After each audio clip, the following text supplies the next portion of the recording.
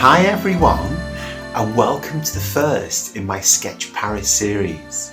I'm so excited to be able to sketch the streets of one of my favourite cities, and today we're going to make a sketch of the Montmartre area of Paris.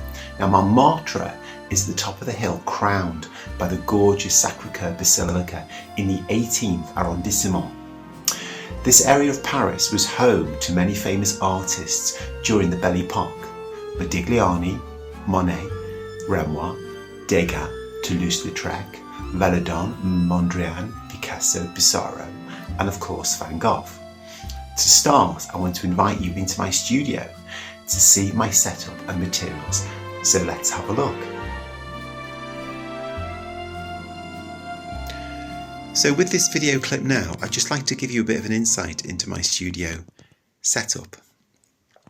So here we can see the Fabriano sketch pad there, and the pens. There's the Tombow brush pens there, all ready to go, and there's the fine liners on that side, and there we have the brushes and the paint palette, and over there we've got a huge big bucket of water and my little sprayer just to activate the paints. And then over here is the iPad with the image of Montmartre all ready to go. And over here we've got a little scruffy sketch. And I often do these just to work out the composition on the page before I begin. And it's got a list of colours there. And at the top, can you see it says red box? That's because I've got 6 different sets of paint.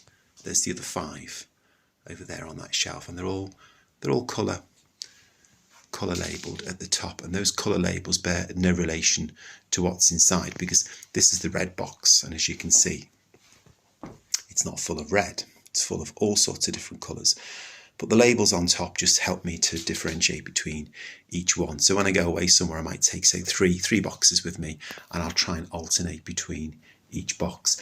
And then up here we have all the lamps, a bit like Day of the Triffids, isn't it, all looking down on me. And then I've got a few more studio lights as well, and obviously lighting is really important when you're doing some filming and you're working as well, so they're all kind of bearing down on top of me, and just above there is the holder where normally my camera phone would be. And that is my studio setup. So that's how I tend to have everything laid out in my studio when I'm recording and filming.